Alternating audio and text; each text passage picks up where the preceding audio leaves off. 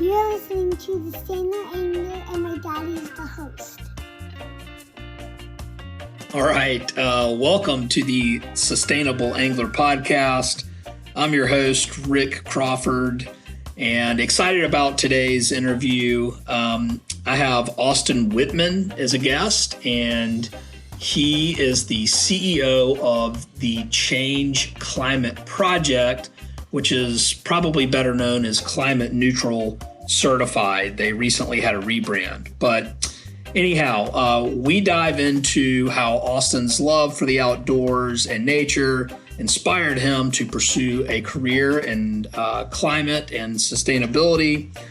We answer the question, would the world be a better place if every company was climate neutral certified? And we also talk a little bit more about the business case for sustainability and also squeeze in some fishing. Now, aside from all of that, which I was already excited about, there's a couple of additional reasons I'm excited about sharing this episode with you. One is that Emerger Strategies, which is my company, it's a sustainable business consultancy that works with companies to measure and improve their sustainability performance. We are now officially climate neutral certified, which I'm super psyched about. And another reason I'm excited about this is if you're listening to this and you happen to be a business owner or be involved at the brand level of a company, Emerger Strategies is now a climate neutral open certification service provider, which basically means we can help your organization align to the climate neutral standard and achieve certification. So whether you are an angler who has seen the climate neutral certified label and are curious to take a deeper dive into what that actually means, or if you are a business owner or work for a brand that is considering getting climate neutral certified, I hope that you find this episode insightful and hope you enjoy. Thanks. Yeah, well, good. It's good to be with you, Rick. So let's see. Climate Neutral is a nonprofit organization that was established. We set it up in 2019, because we felt like there was a real gap in the consumer labeling space, specifically around what companies are doing about climate change. And so if you think about going to a retail store, whether it's, Target or Walmart or Orvis, or your favorite grocery store, there are lots of labels on lots of products. And those labels speak to things like worker health and safety, organic ingredients, recyclability. But there really hasn't been anything that's been widely visible when it comes to the actions that companies are taking to understand what they're doing about the carbon emissions that all of us are responsible for creating, both directly and indirectly. So we set the organization up to create a label that would be a credible sign of whether a company is measuring and reducing and offsetting all of its carbon emissions. And in the course of doing that, we also found ourselves in the business of helping companies really figure out kind of what that journey would look like. So we've built a software platform for carbon management, which includes measuring emissions and planning reductions. We've got a lot of workshop content. We have a whole brand community that people join when they get certified. They can work and learn from each other.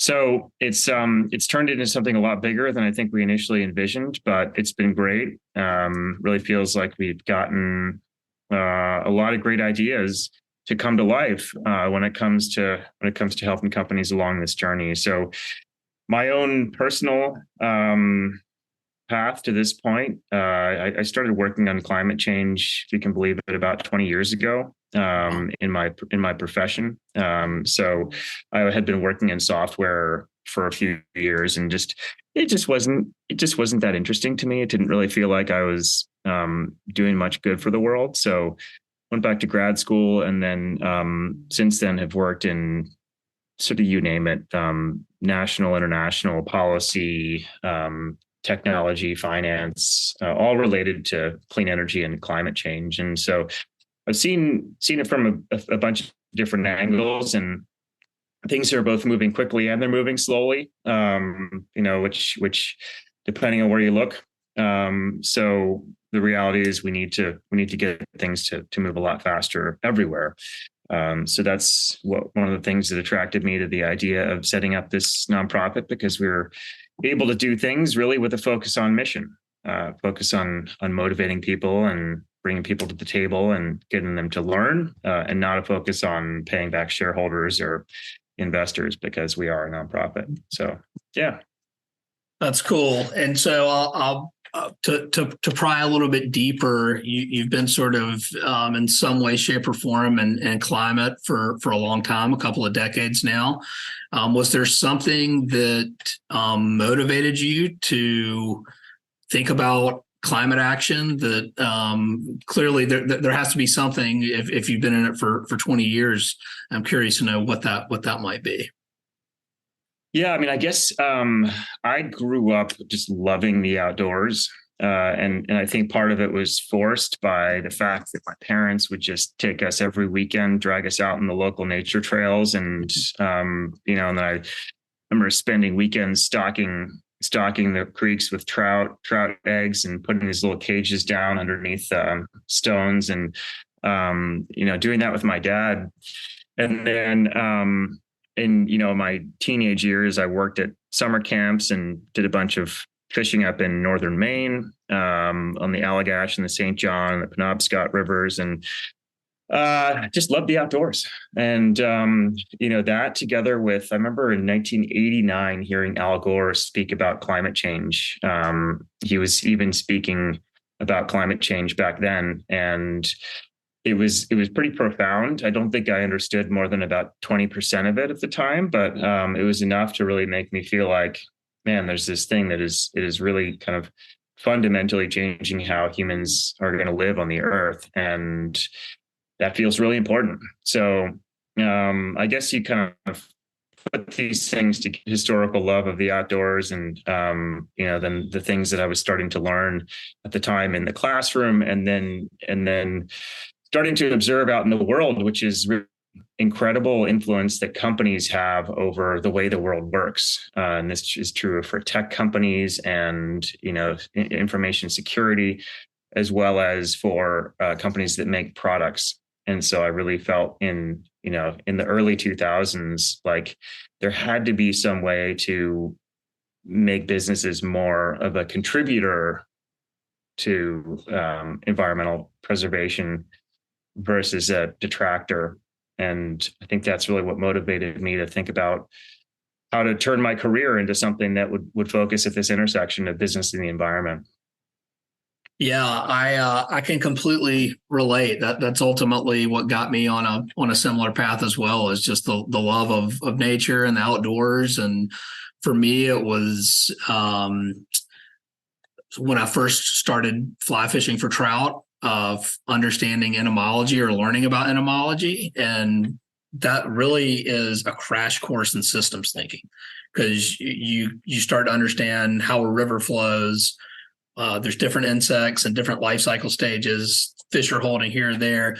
And then you get to have all these amazing experiences, and you're like, oh man, I got to do what I can to have a responsibility to protect this. And it sounds like you had a similar path in that regard, which I think a lot of anglers can relate to, of just going, well, what can we do to protect what we love, right? And I think that's really cool. But one of the things that you mentioned is and maybe this is helpful to sort of set the stage with everyone for why a company might want to get climate neutral certified. But the IPCC, right, the Intergovernmental Panel on Climate Change, basically says we need to cut global greenhouse gas emissions in half by 2030 and achieve net zero by 2050 emissions. So how does Well, and I'll elaborate a little bit more as it relates to fishing, is what we see. I'm in Charleston, South Carolina. We see sea level rise here.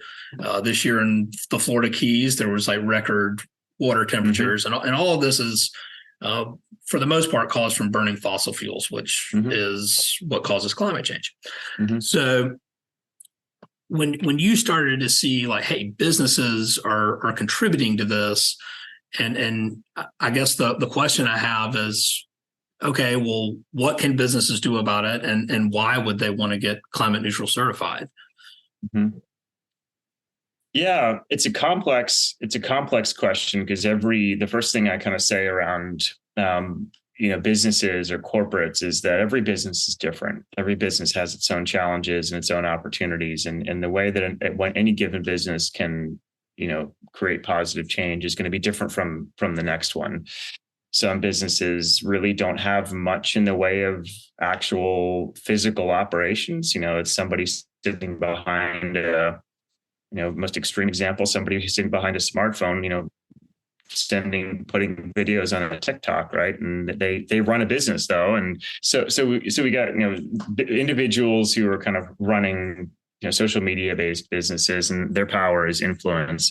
And then the other extreme end, you've got large multinational corporations who make physical things, whether it's buildings or fly rods or automobiles or whatever. And they've got their own opportunities as well. So the real question is, for any given business, what are the biggest levers of improvement that they can focus on? And so when we set out to create the certification that we have, we asked ourselves the question: what if every consumer brand in the world did this? Would the world be fundamentally a better place? And that's the question we constantly come back to when we make revisions to the certification. And we're in the midst of doing our latest round of revisions to the certification requirements. And this will probably be our most substantial set of revisions. But we ask ourselves, would the world be a better place if every company had this certification? And our hope is that we can at least transform some part of consumer products and business services companies to get people thinking differently about the right way to do business looks like. For starters, one of the things that's blown me away over and over again is just that most businesses today still don't have any idea. If you were to ask them, what is your business carbon emissions? What does your business contribute every year? Most people have no idea. Couldn't even tell you ballpark. Couldn't even tell you whether it's 1,000 or 10,000 or 100,000 tons. And we even see companies and service providers reporting carbon emissions in grams and pounds and all these units to show that they have no idea kind of what the common language is. It's kind of like if I asked you, what are your revenue? You said, I don't really know. I have no idea. Well, what about your costs? I don't really know. I don't know. Right. And so I think that's the thing that we consistently think is just a ridiculously simple and boring but important step in this process. Is just, how can we make carbon measurement much easier for companies? So, and we shouldn't, I don't expect that everybody in the world has spent 3 decades becoming climate experts. It's just the tools are not accessible, and so there need to be people, and there need to be software tools that just make it a lot easier for companies to get their head around that very first question. And that's just the starting point, right? That's just, I sometimes say, well, if you decide that you want to go run a half marathon, one of the first things you do is you ask yourself, how far and how fast can I run today? You have to set a baseline. And that first step of carbon measurement is just about setting a baseline. And from there, you then identify ways to improve, right? You say, well, my carbon emissions are coming from these factories that I work with, or from transportation, shipping, and you have a mental map then of what your carbon emissions looks like. And you then have the ability to start thinking about how to reduce them. and the things that you can't reduce, you then have an opportunity to say, well, what's the scale of how I should be contributing to decarbonization outside my supply chain through the purchase of carbon removal credits and carbon offsets. And so that together forms, honestly, the picture of what we think every company in the world should be doing. And there are certainly companies that will use the power of their consumer network and their supplier network to really affect change. And we're seeing this with some of the larger tech companies today. But that's a really, really, really extreme example of, I think, of what companies are capable of doing. So we're just really focused on the companies that want to do better, but really don't know how. Yeah, and I think that the part of the thing that that I can relate to as a sustainability consultant is working with brands who it's like it would be a huge win if you simply got companies just to measure their footprint, right? I mean, which is, it's like just to even get, because you can't manage what you're not measuring. Once you've measured it, then you go, okay, well, how can we reduce? And if you're a smaller brand, though, I think part of their challenge is going, well, we can't influence our supply chain as much, right? Like we don't have the same influence that Walmart has or Nike has or something. And I think that is especially helpful for carbon neutral, or climate neutral, is being able to help any size business really get a handle on here's how to measure it, right? Here's a first step that you can take to measure it. You can help with a reduction plan. And then if you choose, you can offset the rest to achieve climate neutral certified, right? Mm-hmm. And I think that for what is available out there, to me, Austin and I, we met, I think at OIA one year at a trade show. I don't know if you remember this, but I remember when y'all launched. I think it was 2019. Actually, it was just at the beginning, June of 2019. Yeah. Yeah, and I was like, finally, like someone is figured out a relatively easy button for companies to start understanding this, and that to me, which is I've always been a fan of what y'all are doing, it is so critical, right? It's such a big hurdle to get people to understand their scope 1, 2, and 3 emissions, and just sort of quickly explain that, I guess. And Austin, you can correct me if I'm wrong, but scope 1, are really operational emissions. Scope 2 is purchase electricity, and scope 3 is your entire value chain. So to be able to measure your scope 1 and scope 2 is a little bit easier or a lot easier than your value chain emissions. And that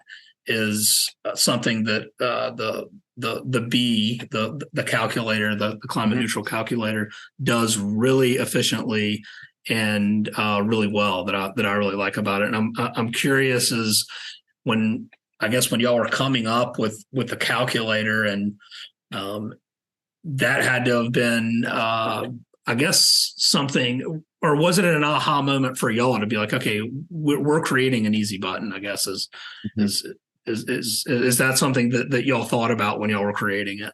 We thought that there had to be an easy button when we launched the label, and we thought, we'll just find the easy button that somebody else has created, and we'll hand that to the people who are trying to get certified in our first year, and that's what they'll do.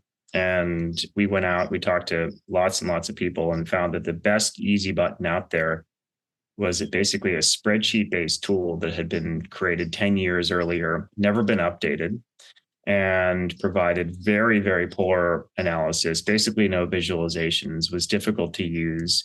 And even the people who built it said, I wouldn't trust it. So that was the state of the art of the easy button at the time, and for measurement. And so we then said, okay, let's rewind a little bit. Who are the experts in this space? And there are people who study life cycle analysis and, emissions for a living, and they're PhDs and what have you, and other researchers. And so we put together a small team of these folks, and we spent basically 3 months to asking them the very simple question: if you were to take all the projects, the research, the consulting engagements that you've had over the years, and sort of boil them down into the most essential steps for measuring emissions, and think about building a software tool that essentially takes your brains and puts them into a computer program, what would it look like? And how would we do that? And then we hired a software engineer who is based in Ukraine, and he wrote our first tool, and we launched that in about 6 months, and we kind of had no idea that it would live past that first 8-9 month period. But the feedback we got was really positive. And I remember someone coming up to me after I presented it on stage at I think it was at Outdoor Retailer in 2020, saying, wow, you guys in 6 months really democratized this carbon accounting thing. I mean, how did you do that? I said, well, it wasn't, to be honest, it really wasn't that complicated. And I think the problem that people have gotten hung up on is there's good enough and there's perfect. And a lot of folks have really focused on the perfect, and we're focused on the good enough. And we have absolutely no qualms about saying that if you're looking for the perfect detailed carbon analysis, don't come to us. That's not why we're here. But if you're looking for something that's good enough, then this is the place to start. And the way I would sort of simplify that in terms of to kind of help folks understand it is, if you were looking at your own personal carbon footprint, and you wanted to just start with your utility bill, which in corporate terms would be called your scope 2. I'd say, what is your electricity consumption? You'd say, well, it's 1,000 kilowatt hours a month, because you have your utility bills. And then if you were looking for perfect from that, you basically would have to measure the emissions from the power plant at every hour of the day over 8,760 hours per year. And you'd have to know that your grid in particular has a mix of coal and natural gas and solar and wind and hydro. And you have to know exactly what's generating your electricity at every hour. And then turn that into, when am I using my lights? When am I running my air conditioner? When am I using my dryer? What time of the day? And match that up to the emissions that are happening at that particular hour of the day. That would be a perfect analysis. Yeah. I can tell you, if we tried to do that with your electricity bill, it would take probably years, because the technology, it's getting better, but it's really not there yet. Instead, we would say, all right, let's do something good enough. Let's take the average of your grid, which we know that these tables are available, and we can do this in 5 minutes. 1,000 kilowatt hours a month, times 12, and then we take that and multiply by an emission factor, and we say, okay, great. It looks like your emissions are, I don't know what, 6 tons per year from electricity, give or take 6 tons. Now let's look at what else. You drive an electric car, okay? That's reflected in your utility bill. No worries, like that's zero. And then we kind of add these things up and say, well, at the end of this, it turns out something that you just didn't think of initially was your largest source of emissions, which is the fact that you happen to go visit your grandmother 7 times a year in California, and so it's your air travel, and that accounts for 20 tons of emissions. So anyway, that kind of analysis is the type of thing that we're trying to do. It's good enough to point you in the right direction, and we feel like that's really the key to getting people to be focused on the right things, and not spending time trying to reach perfect. Yeah, and I think that's also critical for everyone to understand is, because I want to use this platform as a way to help educate some folks who are interested in this, or maybe they own a brand or a company and they want to understand their carbon footprint is. So measuring it and getting a sense of what that is, then you can analyze it to say, here is an area that is causing the majority of our footprint. What can we do to focus on that area to actually reduce our footprint? Because what the science says is that's what we have to do, right, to avoid catastrophic effects of climate change, which, by the way, are already happening. So if we can focus on that, then we can actually reduce. And then the next step in y'all's process is to then say, okay, we can also achieve carbon neutrality, climate neutrality, with the purchase of offsets for our entire footprint. Can you elaborate a little bit more on that component of your process? Yeah. So a climate neutrality designation requires you to have established that you are compensating for the emissions that you're creating with eligible verified carbon credits. And, there's certainly a lot of discussion about how carbon credits and reduction work plays hand in hand as companies work on decarbonization. Most of what has been said is basically that it's really important for companies to be focused on reducing their emissions and to figure out that you've achieved as many reductions as possible before you rely on carbon credits. I think where we sort of have come in with a slightly different take is that we break what's typically thought of as a 30-year period, because that's, need to get to net zero by 2050. We break that into annual chunks. And every year you come to us and you talk to us about what you're going to reduce, and what you haven't been able to reduce, you purchase carbon credits for. And the next year, what you've been able to reduce reduces your footprint, and you purchase carbon credits for the rest. So by doing it in sort of in annual periods, you follow that same framework of measure, reduce, offset, but you're doing it continuously, so that over time. And we were just talking to one of our larger companies this week, and she was saying what a powerful signal this process has provided internally, because it's really focused them on the cost of their emissions. It's given them an ROI case for finding ways to reduce their emissions. And I think when they first certified with us 3 or 4 years ago, something like, I don't know, they had found ways to reduce something like 5 or 10% of their emissions. But now they've been able to find ways to get up more towards 60, 70% reductions, which means that they've made real progress deep into their supply chain. But it didn't happen overnight. It's happened over a period of 3 to 4 to 5 years. And because they had this annual cycle going on, and because they had this incentive now, because they're buying carbon credits. So we see basically carbon offsetting and reductions working very well hand in hand, providing near-term opportunities to invest in projects that are going to cut carbon emissions, while at the same time finding ways to reshape sort of how you make products and how you operate your business.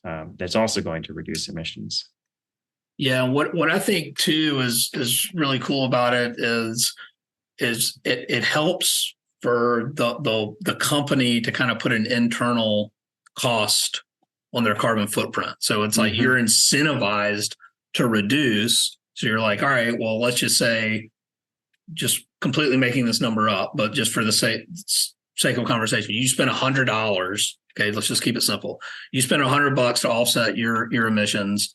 And the next year, or in this example, let's say that you were able over the course of several years to get to a 60% reduction.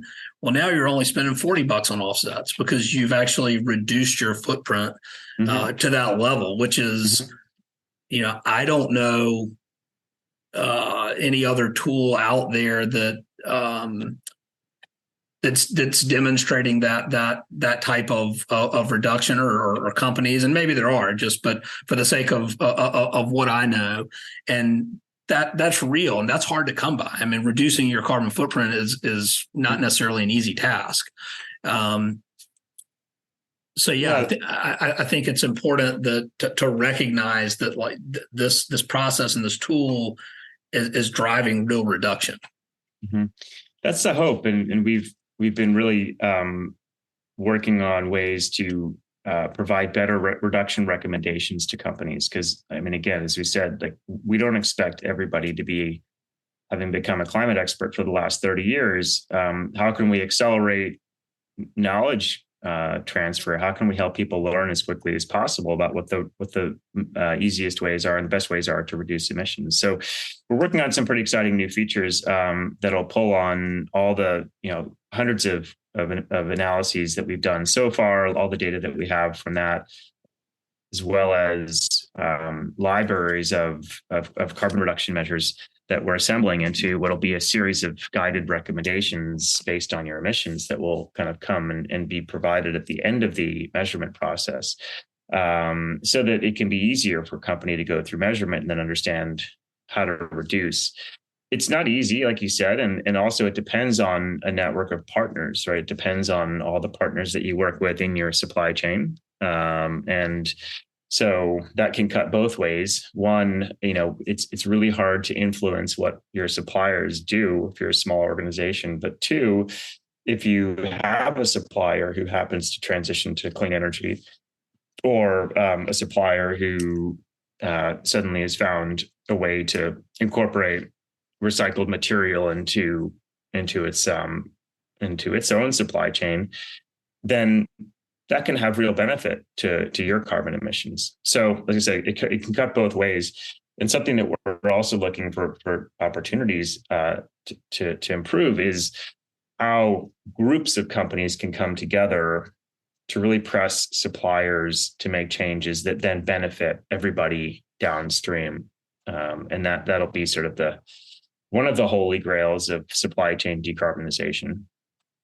Yeah, well, I'm looking forward to that, right? Because it's necessary and needed, and I think that the kind of a rough statistic is probably for most companies 75 to 90%, if not more, of their footprint is coming from their supply chain. I think that's fair, depending on the company or more, yeah. And it's to be able to leverage a tool that can help groups who have similar suppliers or the same suppliers affect that change in the supply chain. That is the real progress that I don't think an individual company, for the most part, they're not able to do on their own. They can take it so far, and that is really, for me, really hopeful to hear that. And because I think that a lot of there's a couple of things. It's like, climate change, all you hear is doom and gloom, and that's fine. But people forget that real progress is still being made, and it requires people to take action. And I think the first action that if you're a business owner listening to this, that you have to take is you got to understand what your footprint is. You have to measure it, right? You have to create that baseline that Austin was talking about, and then you start the process of measuring and reducing over time, and offsetting. And I think that is really cool. I mean, that was the sort of the idea of the Fly Fishing Climate Alliance, was like, if we could get an entire industry to measure their footprint, then we could understand, hey, maybe a lot of the apparel manufacturers are using the same supplier for some of their shirts. Can we group them together? And if what I hear you saying is right, that is sort of in the works, and what is happening with Climate Neutral as a result of people understanding their supply chain. Mm-hmm. Yeah, that's right. I think we've seen a couple of successful examples of I guess I'll call them buyer initiatives, buyer collaboratives, and think that there's a lot of untapped potential there, particularly by looking at the data that we have on what kinds of things make up different companies' supply chains. An obvious one being steel. A lot of companies rely on rolled steel for whatever it is that they make: canteens, cook stoves, water bottles, whatever. Carbon fiber. So if there's a way to sort of identify that this group of 5 or 10 companies seems to be buying a lot of carbon fiber from suppliers in Southeast Asia, could we get them together and have them work together to find lower carbon alternatives, even of the same material? And we think that there's going to be a way to look at a lot of the data that we have to identify places where this might be possible. So, yeah, I mean, lots more to kind of to do there on our side, but we do think that this is going to be one of the real keys, because any one company, particularly though we tend to work with smaller companies with less than $2 billion in revenues, and the amount of influence that any one company has is pretty limited. Yeah, and as so one of my clients, Rupture Water, they're climate neutral certified, and they're also a 1% for the Planet member. Mm-hmm. And I'm sure many of your companies who certify are also B Corps. Mm-hmm. And I kind of want to talk a little bit about the value of third party certification.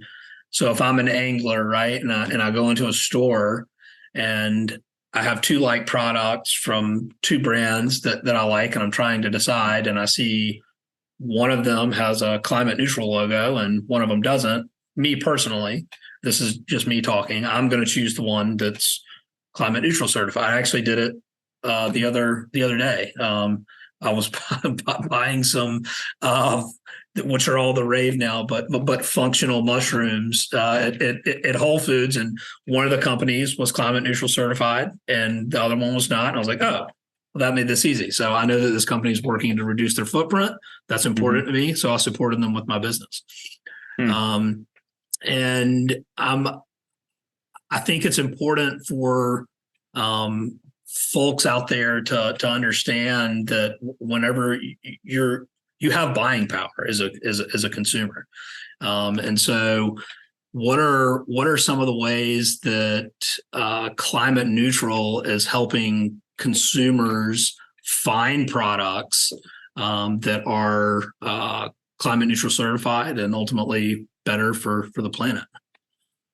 Well, I have to admit, I had no idea that the phrase functional mushroom was a thing. Not the psychedelic kind, the functional kind. I get it. Yeah, it's important to clarify that for your listeners, or maybe not. But yeah, it's cool to know that we, I guess, apparently work with a company that provides those. But yeah, I have fun going into the grocery store with my kids and play a little game like, hey, can you find the label? And right. We're trying to make it visible, and it really is important that it's visible on packaging, and in more exciting cases that it's actually made visible because the retailer chooses to put little displays together that have a bunch of products from different companies that all have the label. So we see this in the health and beauty space. So Sephora does this with our certification. I don't shop at Sephora, but it sounds like it's a pretty influential, indicator in the purchasing process. We also have seen this online where REI, which is a large outdoor retailer, they now have our label as a search criteria. So you can search for climate neutral certified products. Cool. So the more we can get these things to exist, the curated or targeted buyer experience that really highlights the existence of the label, the more attractive it gets to companies to have the label, and then it creates more interest in people getting certified. So from a consumer standpoint, there are these retail experiences like I just described. There are also some third-party apps that you can use to plug into your browser. So we work with a personal carbon tracking app platform called Commons. They have a set of tags that indicate which companies have climate neutral certified products. We have worked with a group called Consciously, which is a slightly different app, but they provide a browser plugin. So when you're shopping, it basically overlays on your Amazon shopping experience kind of whether products have certain certifications. And there's a few others that we work with as well. We basically feed them data on what companies have certified products, and then they in turn take it the final step to the customer, so that the shopping experience can be informed by whether the label is there or not. But what you described, the sort of decision about whether to buy something or not on the basis of the label, that's exactly what we're hoping can happen more. And we really aren't expecting individuals who are shopping to do anything more than just say, is the label there or isn't it? Right? We aren't expecting you to spend 25 minutes in front of the product with your QR scanner and reading all the carbon content. I mean, some people will, but that's probably 0.5% of everybody out there. Everybody else is going to say, does it have the label or doesn't? And if it has a label, I'm going to like that product a little bit more. Now, I'm not going to ignore, what it tastes like, or whether I like the color, or whether it fits me, and these other things. But it has to be a product attribute that's made visible. Because if it's not a product attribute that's made visible, then there's no hope of making climate a priority in people's shopping decisions. And what about if, let's say, I walk into my tackle store, my fly shop, and I see Rep Your Waters gear and I see their logo, and I'm like, all right, well, now I'm going to support them with my business. But I like another brand, but I don't see any sort of logo about anything. Is there a way for me to communicate that with a company? Yeah, I mean, any through any customer service channel that exists, I would say, you could send a tweet to them, you could send an email to them, you could talk to the store and tell them to pass it along to their, to the distributor. But it's ultimately hard for us to prove to a company definitively that the label is valuable. And so the more they hear directly from people who would be consumers of their products, the better it is, because it just helps us make the case more clearly. Yeah. And I'll say from my business and working with companies who go the extra mile for third-party certifications and take action on reducing their footprint. In case any listeners or business owners, you can see, so it's like, okay, you measure your footprint. Now what do? I need to reduce it. Well, energy efficiency, renewable energy, if you own the building, that's going to reduce your costs. If you choose to offset your footprint, you're going to do a lot of good aside from reductions.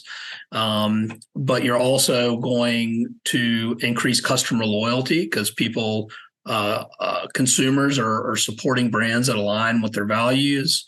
And you can also gain a distinct competitive advantage. In a perfect world, everyone's climate neutral certified, and it's not necessarily a competitive advantage. But right now, you still have an opportunity for that sort of first mover advantage when you get that certification and logo, and it should be displayed proudly because currently not everyone is doing it. I think that day is coming as we see, more and more effects of climate change happening at a more rapid pace than we are already. But just for anyone listening, there is a very real business case for sustainability and particularly for climate action that I think is a missed opportunity for businesses who are maybe thinking, oh, I'm not sure if my customers care. And I mean, I live in this world. This is what I do. I read the reports. I see it with my clients. This is very real, and I can assure you